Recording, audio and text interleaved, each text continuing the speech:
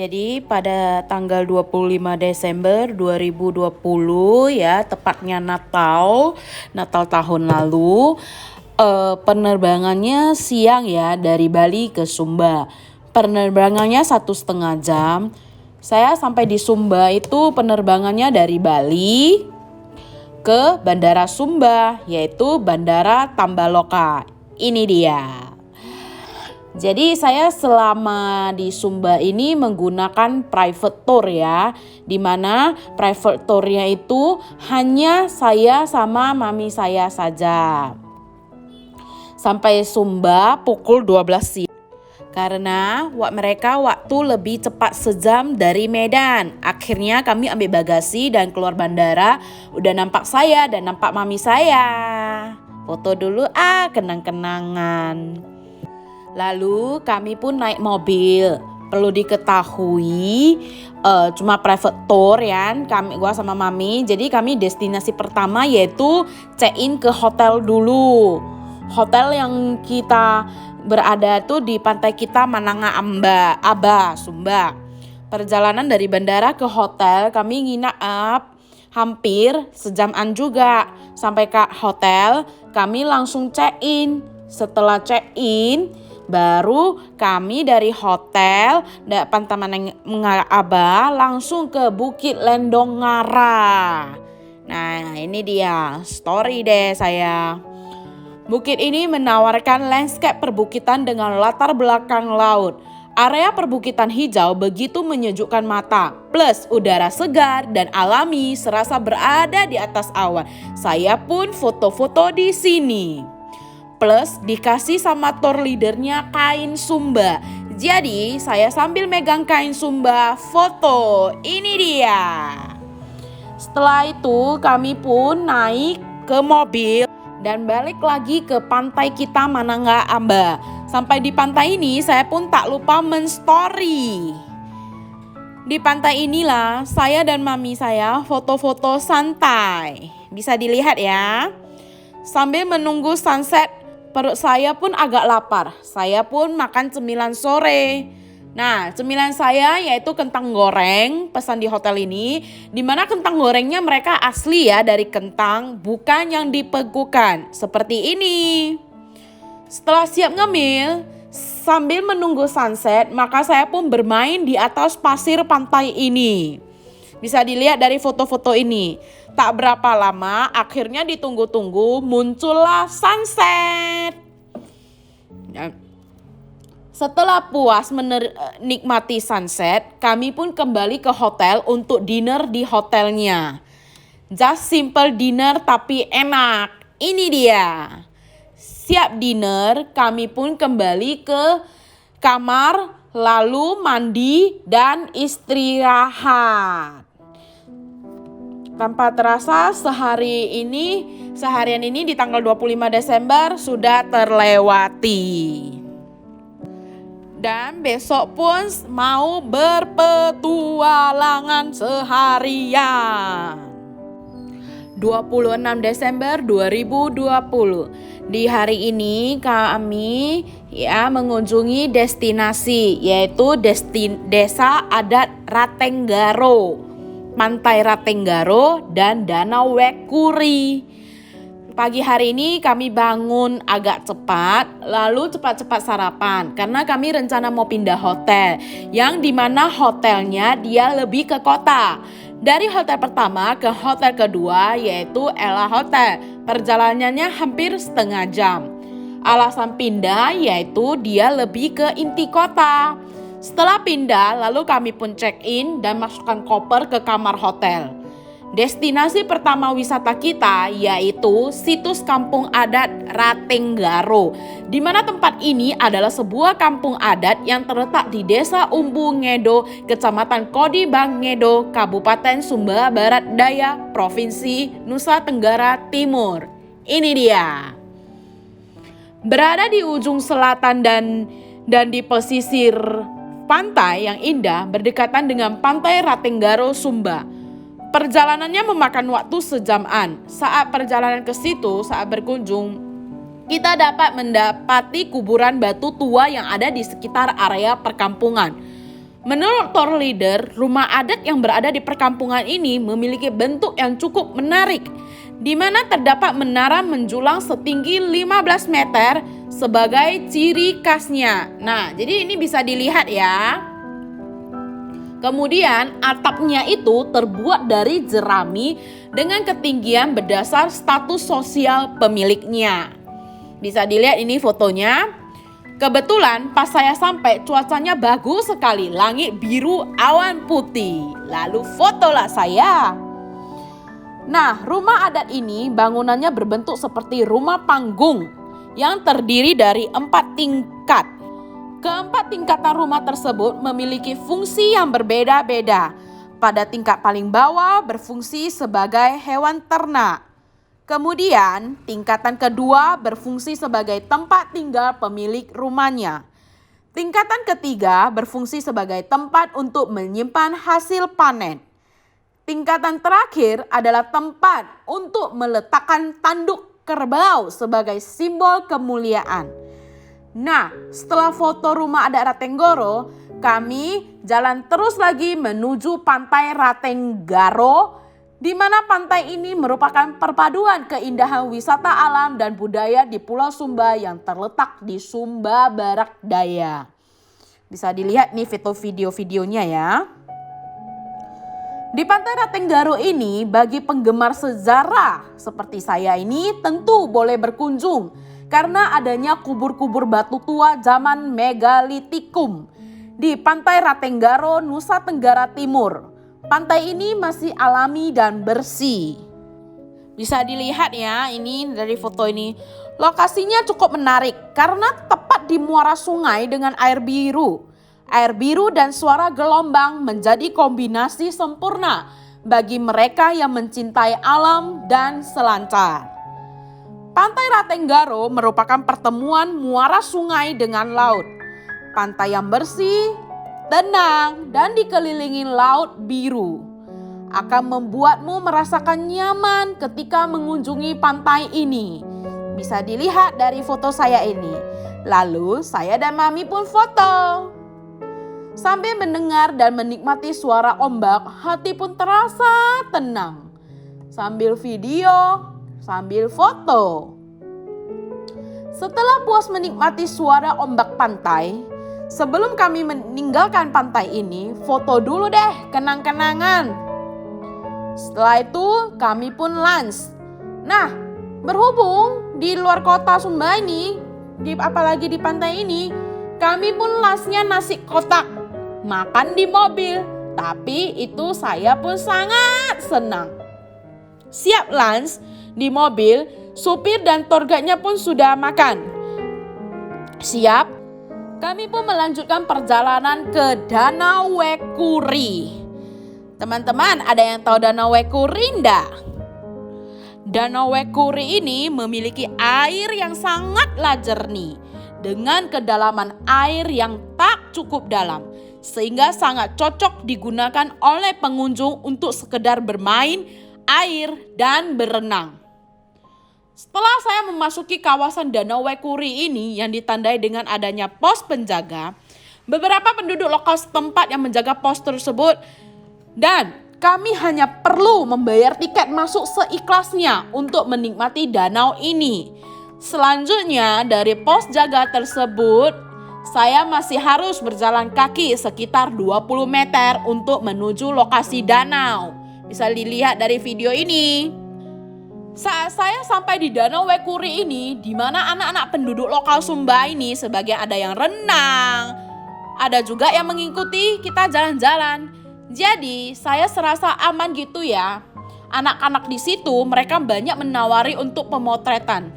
Ketahuilah ya, selama saya foto di Danau Wekuri ini, anak-anak lokal lah yang memfotokannya. Mereka rela manjat tinggi untuk fotokan saya. Ini hasilnya. Selain dapat menikmati keindahan Danau Wekuri dengan bermain air ataupun berenang, pengunjung juga akan menikmati dan menjelajahi keindahannya dari ketinggian. Ketika saya foto-foto di atas Danau Wekuri ini, di mana anak penduduk lokal yang memfotoin saya, dialah yang mengarahkan gaya saya untuk foto hadap sini, hadap kanan, hadap kiri. Sungguh terharu sekali saya. Dan ketika anak-anak itu begitu dia megang HP saya, anak-anak itu rasanya bahagia sekali. Saya melihat banyak orang yang naik sampan keliling danau ini. Seperti ini. Rasanya seru banget. Dan alhasil saya pun gak mau kalah dong. Turun ke bawah untuk mau naik sampan keliling danau Wekuri. Rasanya seru banget deh. Alhasil saya pun turun dan mau naik sampan keliling danau Wekuri. Dan naik ke sampannya melihat danaunya yang gak gitu dalam. Rasanya senang banget bisa rendam dan berenang. Tapi sayang, saya gak bawa baju ganti. Tapi duduk di atas sampan pun rasanya senang banget. Video-video lah seperti di sini. Setelah itu kami pun foto-foto. Banyak juga fotonya, bisa dilihat ya. Airnya yang sebening kaca membuat saya yang berkunjung ke danau ini ingin langsung menceburkan diri dan berenang. Tapi sayang sekali nggak bawa baju, jadi hanya bisa menikmati sebagian turis atau orang-orang berenang di Danau Wekuri. Setelah puas naik sampan keliling Danau Wekuri, saya pun naik untuk kembali ke mobil.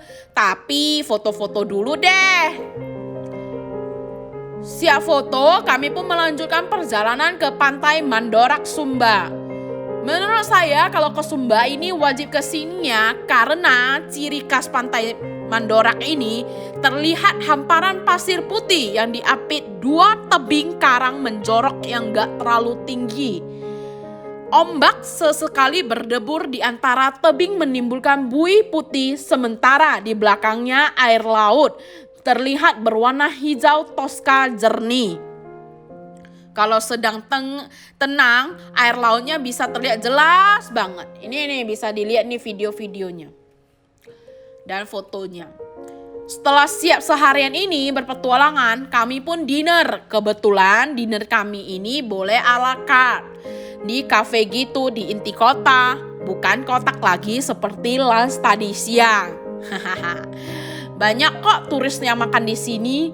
Alhasil setelah makan, saya dan Mami pun pulang ke hotel untuk mandi, lalu istirahat dan tidur cas energi, di mana besok kita akan berpetualangan seharian lagi. Hari ini setelah sarapan pagi kita check out hotel yang dimana terletak di inti kota Sumba Barat, yaitu Ella Hotel. Tanpa terasa ya, kita hari ini sudah harus meninggalkan Sumba Barat menuju Sumba Timur. Tapi di perjalanan kami bakal stop beberapa destinasi wisata. Pagi ini kita kedua destinasi sekaligus, yaitu yang pertama Bendungan Waikelo Sawah. Nah, begitu sampai di Bendungan Waikolo Sawah ini kita diharuskan jalan kaki. Ya, karena mobil nggak bisa masuk ke dalam. Jadi kita jalan dari pintu masuk sekaligus keliling ngelihat sawah-sawah. Nah, bisa dilihat ya ini foto-fotonya. Di sawah saya pun pakai sandal jepit untuk memudahkan berjalan. Air terjun Waikolo Sawah ini berada dengan air terjun berbeda air terjun pada umumnya, yang airnya tinggi dan jatuh dari atas tebing.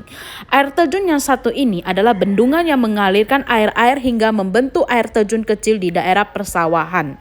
Terletak di antara area persawahan, air terjun Waikolo Sumba ini membentuk air terjun berundak yang pendek, namun airnya mengalir sehingga menimbulkan efek seperti air sungai yang mengalir.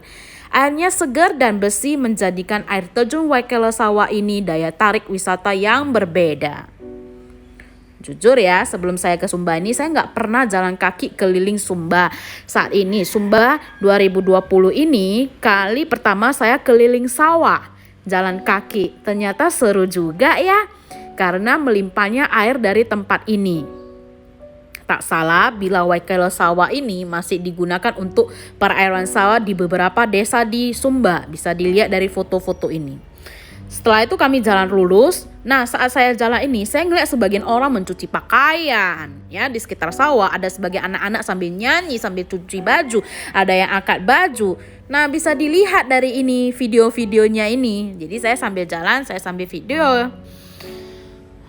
Ya, setelah itu kami jalan lurus lagi, tentunya dipandu sama tour leader dan juga warga lokal yang menuju Wekachura Sumba, yaitu destinasi kedua kami di sini.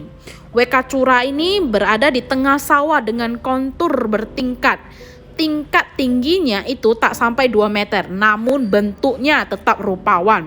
Kita melewati sungai, sawah, bahkan gua, wajib memakai sandal yang nyaman dipakai karena kadang pijakannya licin. Saran saya bagi teman-teman yang datang ke sini, jangan lupa bawa drone foto. Itu baru cantik dari atas foto semuanya. Nah, mau cantik pun sebenarnya fotonya ini harus dekat air terjun, seperti foto-foto ini. Nah, setelah foto, kami balik lagi jalan untuk kembali melewati sawah-sawah. Tapi tentunya foto-foto dong. Nah, lihat ini foto-fotonya.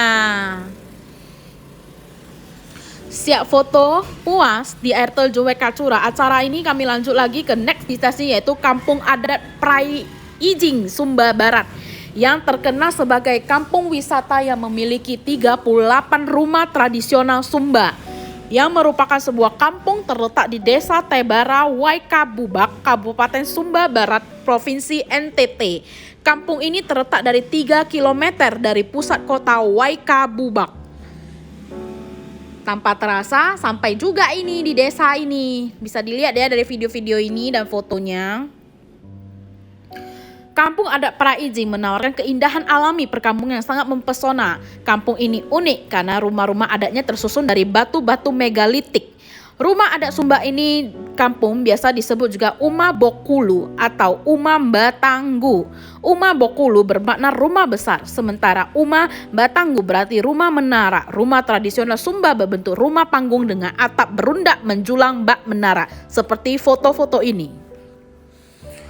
Lalu tak lupa juga saya memakai selendang Sumba sambil foto di rumah adat Sumba ini. Nah, saya sudah sah ya ke Sumba ini.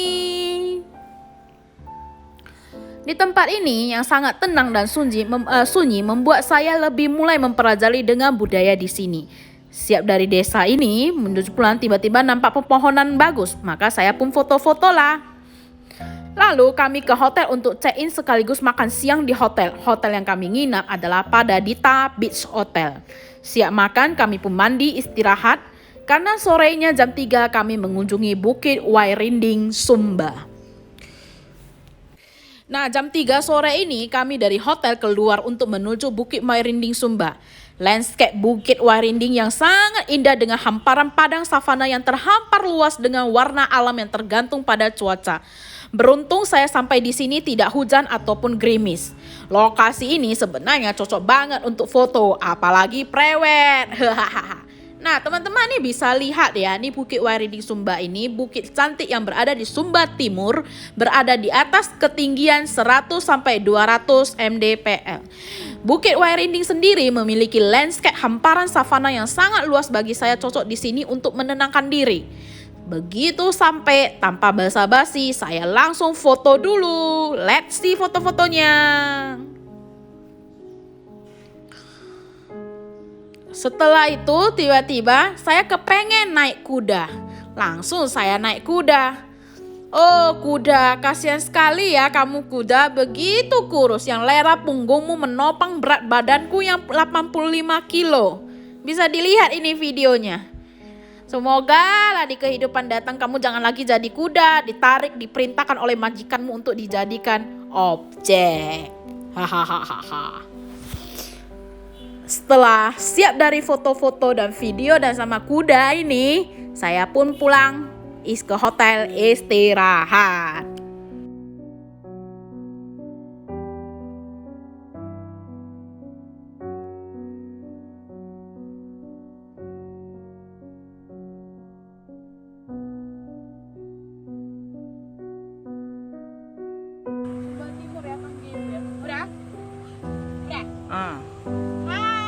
Sudah sampai di Sumba Timur, Tanggenu. Tempat ini bagus, tapi jalannya rusak. Wih, tulangmu mau sakit. Ini sekarang mau ke tempat air terjun, kita naik Honda. Ya, naik Honda. Naik Honda.